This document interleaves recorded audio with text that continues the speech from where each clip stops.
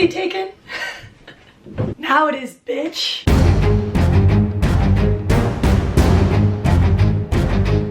Alright, welcome back, everyone, to all of my very extremely loyal 100 listeners. I appreciate you, I see you. You don't go unnoticed. Okay, who else here lives in a society? Odds are probably all of you.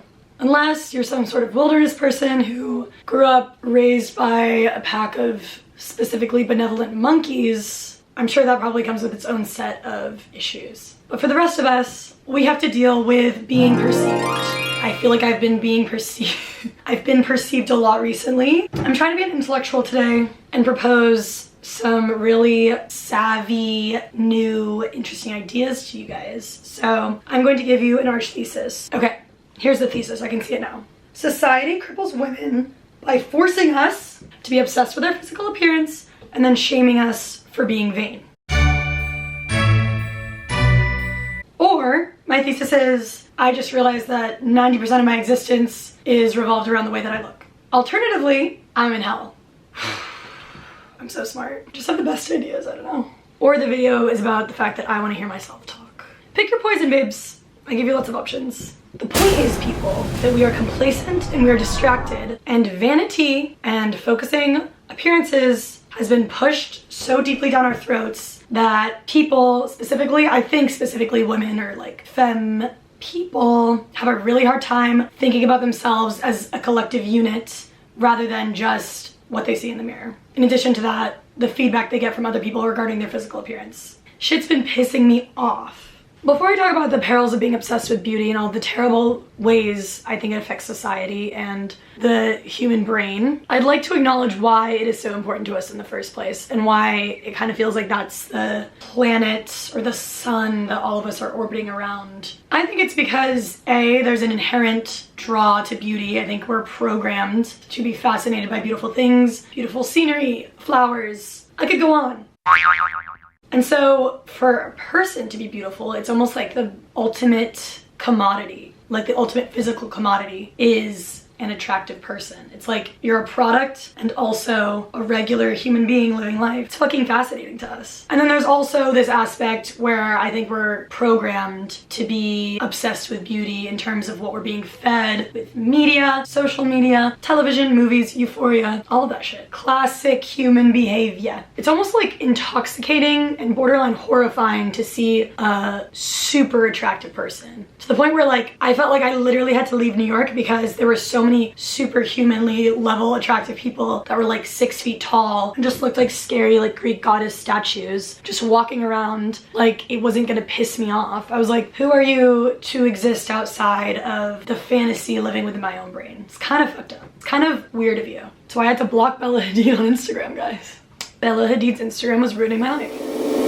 Now I'd like to dive in, because I was a psych major, to the psychological phenomenon that is happening to us because of this obsession with beauty and because of this fear of vanity. In other words, what does beauty do to the brain? In my mind, there's a fundamental issue that being happy and being hot are not the same thing. But what we value the most in society is attractiveness. Thus, the more attractive you are, we think the better life you'll have, the happier you'll be. In a way, this is kind of true. Research shows more attractive people tend to be happier because they're getting treated better. The halo effect says that like we assume people that are more attractive are more willing to be smart, athletic, successful. We kind of just place positive attributes onto people we perceive as attractive. However, people whose lives are oriented around how attractive they are, like models, are reportedly the least happy in society. And it's because of the factor of self-awareness. Thinking about yourself from a third-party perspective and dissecting the way that you look when you're just trying to like live your everyday life gives you brain damage. It's like this fucking weird scenario where like you will be happier if you're more attractive, but if you think about it, then you're gonna be upset. Look, I'm a scientist, you can trust me.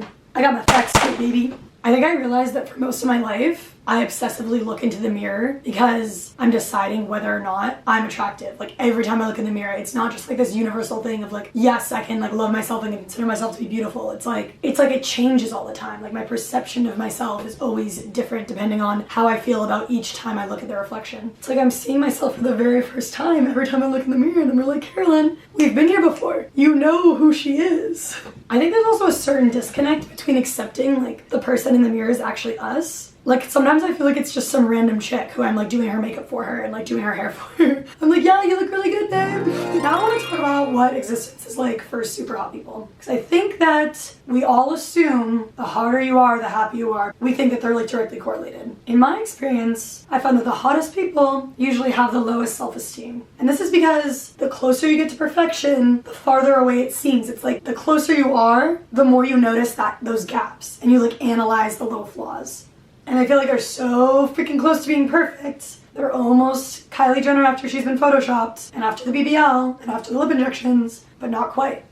For example, I used to live with this Instagram model, and I had followed her on Instagram for a couple years, and I thought she was like literally the most perfect person I'd ever seen in my life. I was like, her life is perfect, she's so gorgeous, I'll never be as pretty as her. And then I got to know her really well, and we ended up living together. And it was like every second she was just staring at her Instagram, like seeing who liked her. She was always just telling stories about how people told her she was hot. And she would just sit around like staring at her face, being like, I look so bad today. And she would just tell herself like, I look so bad, I look so bad. And I was like, how is it that the person I think is the most perfect thing I've ever seen in this world thinks that they're actually ugly? Like, what's the point of being hot if you're just gonna think that you're ugly? Whatever you perceive is your reality, so why does it fucking matter? It's fucking me. Thus, I think that the connection between vanity and self-hatred is like right here. It's like the more opposite, this is such a weird example, the more opposite ends of the spectrum you are, the more you're like feeling both of those polar things. If you feel super hot one day, you're probably gonna feel like super bad the next day. And then you're like, I'm the most perfect thing in the world, and you're like, I'm actually nothing. Especially for relying on external validation, honey, it's a slippery slope. It's crazy. It's like the biggest mindfuck because the less you think about how you look, the happier you'll be and the hotter you'll seem. I was thinking about this the other day too, where I find myself basically only attracted to people who aren't obsessed with their physical appearance. Like there's nothing sexier to me than someone who just like walks around, doesn't really care about how they look. And I can just tell, like it's in their eyes, it's in the way they make eye contact, it's in the way that they move. It's just this like effortless, carefree existence that I find so sexy. In my brain, I'm like, I'm only gonna feel good about myself today if I can morph myself like a little ball of clay into the perfect creation. And I can look in the mirror and go, yes, you deserve love today, queen. I'm so guilty. I feel like everything I'm talking about is just like mental illness that I have. Oh yeah, back to society. Are you listening, society? I have a few more words for you. I want to talk about the boy factor. The boy factor. Boys versus girls, plants versus zombies, the inevitable contradiction with the sexes and the genders. I find myself to be more hyperfixated on my appearance and notice my flaws when I'm in the presence of men versus women for the majority of the time. And I think it's the perceived social gain that women feel by being attractive to men. Being seen as attractive to men to me isn't even really about like whether they want to F me in the P. Although sometimes that is, that's a concern. But for the most part, I feel like it's about networking opportunities, how I'm gonna be treated overall, someone being fucking nice to me. I'm a waitress, so if they're gonna tip me well, it's all very important. And it also sucks. I'm also like, leave me alone. But then I'm like, wait, no, come back. Yeah, it's like, I can just feel myself being analyzed by these boys, I swear to God. I feel like even if I'm hanging out with a friend who's a guy, I'm just like, oh, have I worn this recently? Like, have I done my hair like this recently? Because those motherfuckers are paying attention. It's not just a man. I'm not crazy. Next segment, bing! But I think there's something going on, and I would be amiss if I didn't mention the effects that social media has on our brains. Because I think it's literally tearing our brain cells out, mushing them up on the floor, and spitting them back out the new mangled mess that they are. Fucking Instagram, dude.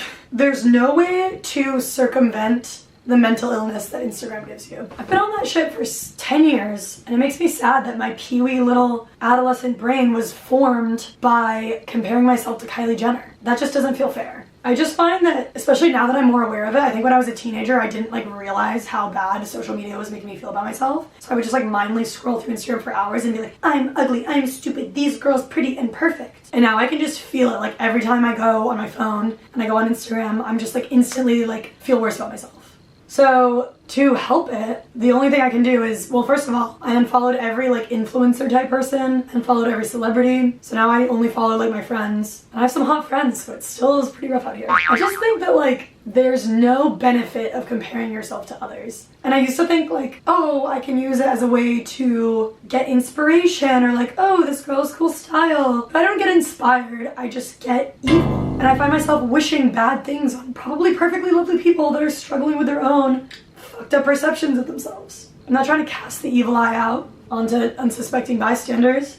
Also, I think Instagram is just giving us weird ass beauty standards. Like, I don't know, I don't want to get into the plastic surgery thing or the like Photoshop thing, but it is just creepy that everyone's morphing into this one homogenous face. And everyone looks the same, and like I really miss what real people's faces look like. Do you want some water with lemon? I thought I would get a little more intimate and cozy while I talk about my personal life. So, how did I learn the difference between self-love and vanity? I think it actually happened last week on a Wednesday. I was getting ready for a date and I was looking at myself in the mirror like, oh my god, you're so perfect, you're everything, you're so pretty. And then the longer I got ready, the more I started thinking about the way I looked and the worse I felt. And I was like, shit, the secret to loving yourself is to not think too much about it and to just make your brain shut the fuck up. And that's it. I'm just a girl that wants to be happy. It's really simple. I just want to be happy and I don't really care about anything else. My career, my passions, I just want to walk around with a big old smile on my face. But yeah, I actually think that my life kind of became about the way that I looked when I entered young adulthood or teenagerhood, if you will. I think my life just became about how fuckable I was compared to other girls. Because that's what the world was telling me I should care about. I think as people, we're all much harder on ourselves than we are on other people. Through my young adulthood and now regular adulthood, I'm so much harder on myself than I am on other people. I have like absurdly high standards where if I don't glance in the mirror and like feel as though I look perfect in that very moment, then I feel worthless. I think there's been a certain neutrality that I've had to learn when it comes to the way that I look. It's like I said earlier, if I am constantly searching for the dopamine rush of feeling pretty when I look in the mirror or getting external validation from other people, that inevitably comes with the letdown when you don't get the external validation. If you don't look the way that you look in the mirror, it's like you're searching for this high that it's like you're gonna get it sometimes, and then once you get it, you want it again. It's like getting likes on social media or anything like that. And it's so boring. Like, I think it would be the ultimate power to not be analyzing yourself and to just be like living in the moment. Maybe going on a nice bike ride. It also just makes me sad how much like I think young girls just spend their whole youth. I think girls spend the majority of their youth obsessing over their appearance to the point where they're not even enjoying it at all. And one day we're gonna look back when we are old and just be sad that we couldn't fucking enjoy it while it lasted, because it's fun. I find every time I've been hanging out with my friends recently, and especially if we're gonna go out that night, it's just like at least 2 hours of me being surrounded by girls who are like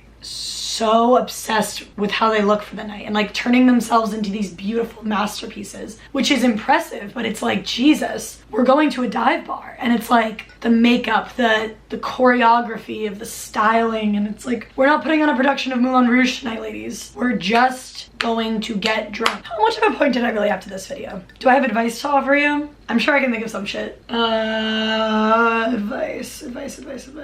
I just think at the end of the day, the goal for everyone is to be happy and love themselves. And the fixation that we have on beauty is ruining that. So how do we stop fixating?